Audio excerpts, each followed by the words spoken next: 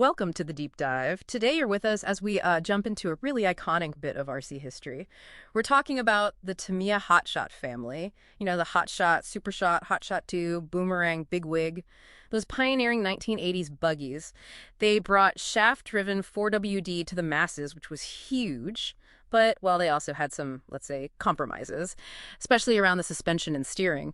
And one of the most common, almost essential upgrades people talk about is swapping out the stock plastic steering knuckles for machined aluminum ones. Right. And our mission today for you is to really unpack why that specific hop-up is such a big deal. We'll dig into the basic engineering, the material science behind it, and what it actually does to the car's dynamics. It's more than just swapping apart. Okay, let's get into it then. What was the actual problem with the original plastic knuckles? Why change them? Well, the stock ones were ABS plastic, which, back in the 80s, that made sense. Cheap, easy to mold.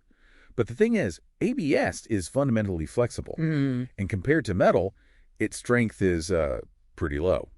This basically led to two main weaknesses. First, outright structural failure. They just broke. We found reports of users snapping them clean off, especially right where the ball stud mounts, and not just from huge crashes. Oh, really? So just during normal driving? Yeah, exactly. Even on forgiving surfaces like AstroTurf sometimes, it suggests, a bit of a fundamental weakness there. The second issue was geometric inaccuracy, or maybe just call it slop. Slop? Yeah, the plastic would actually flex under load when you're cornering, landing jumps, whatever. And that flex messes with crucial suspension settings. Things like toe in, toe out, camber angle. They'd change unpredictably. Which would make the steering feel mushy, imprecise. Exactly. Vague, inconsistent. Not what you want for control. And these knuckle problems didn't happen in isolation, did they? How did they interact with other sort of known hotshot quirks? Oh, they definitely made other things worse. That flexibility. Yeah. It absolutely exacerbated the infamous bump steer these cars could have. Bump steer being when the wheels steer themselves as the suspension compresses. Precisely. The flexi knuckle just added another variable there. It also contributed to the, frankly, dismal turning radius on some of these models. Sometimes so bad, the front drive shafts could actually pop out under full lock. Ouch. And maybe most critically, because the plastic knuckle was flexible and weak, it didn't absorb impact forces well. Instead, it could break or just transmit the shock directly to the next part, which was often the front gearbox casing itself. And cracking those casings is a known vulnerability on the HotShot platform. Wow. Okay, so the stock knuckle wasn't just a weak point itself. It actually made other parts more vulnerable, too. It's a cause and a victim. So if plastic was the issue, let's talk aluminum. What's the science there? Why is it better? It's a night and day difference, really. You take a common alloy like 6CO61 or maybe 7075 aluminum. Compared to ABS plastic, you're looking at over 10 times the tensile strength, maybe more, and stiffness, the elastic modulus. Aluminum is roughly, get this, 25 to 35 times stiffer than ABS. 25 to 35 times. That's huge. It's a fundamental change in the material properties. Now, the trade-off, the main one, is weight. Aluminum is denser, more than twice as dense as ABS, so the part gets heavier. And you mentioned these aren't just metal copies. The good aftermarket ones are actually re-engineered. Exactly right. Quality aluminum hop-ups, they're typically CNC machined. That means incredible precision. You get much better fitment for the bearings, less slop right there, and often the design itself is improved. They might say accommodate larger, more durable bearings, or even add extra mounting points for the steering links to quicken the steering response. It's an evolution of the part. That's a real aha moment. It's not just swapping plastic for metal. It's getting a potentially better design part, too. So, thinking about the driving experience, what's the biggest performance impact you actually feel after upgrading? Well, first off, it's just durability and reliability. It's a massive increase. You pretty much eliminate that common breakage point, which means less frustration, more runtime, dependability. But for handling, the steering precision, that rigidity completely eliminates the flex we talked about. Your suspension geometry stays consistent under load. So the steering feels much more direct, more predictable, sharper even.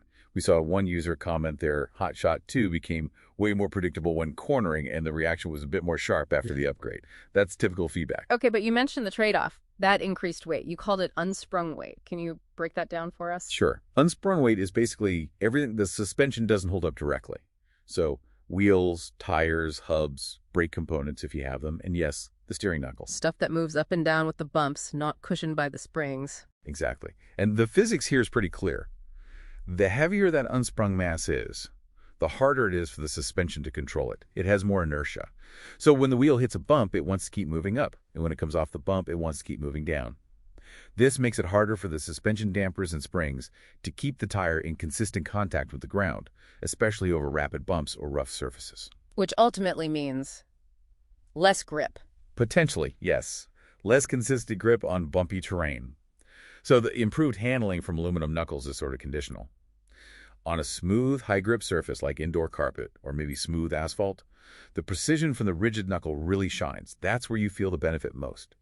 But take it to a rough, loose dirt track, that extra unsprung weight can actually make the car feel more skittish, less planted, because the tires aren't tracking the ground as well. So the upgrade kind of shifts the buggy's ideal operating window, makes it more specialized. Precisely. It optimizes for smoothness and precision, potentially at the expense of rough track compliance. And you touched on this earlier, this idea of a ripple effect with impacts. Tell us more about that. Yeah, this is really crucial to understand when you start upgrading parts like this. Think of those stock plastic parts. Often, they unintentionally act like cheap fuses.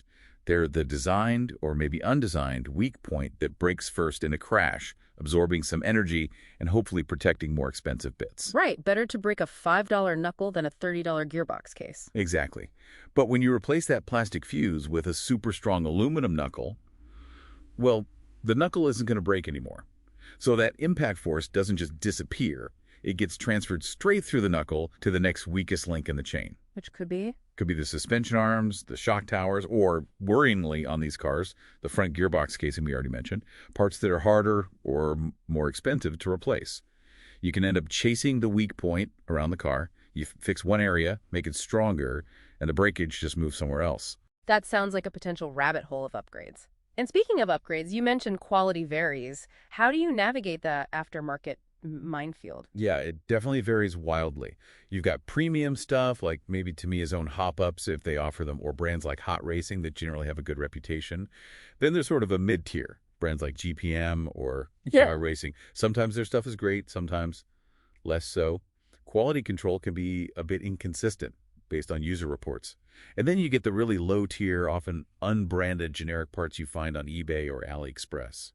Users often describe these as, garbage is a word that comes up. Poor fit, soft aluminum, bad machining. So buyer beware, pay attention to the brand and reviews. Absolutely.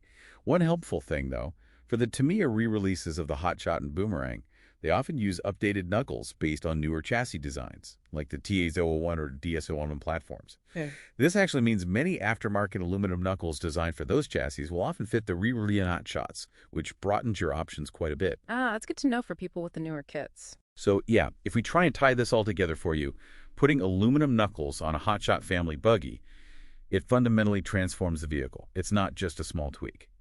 Okay, so let's try and summarize the verdict here.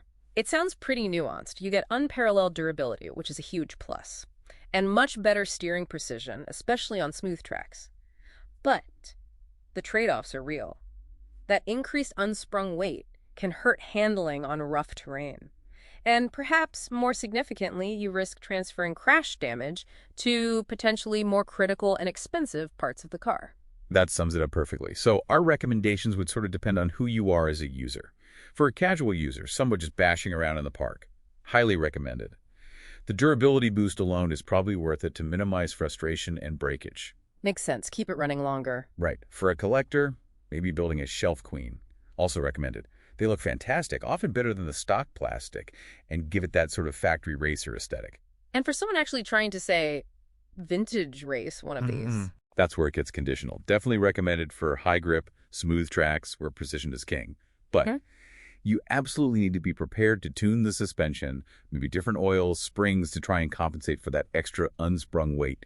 And you just have to accept the increased risk in a crash. If you race, you will crash, and you might break something more expensive than a knuckle. Using premium brand parts here is probably crucial for strength and fit.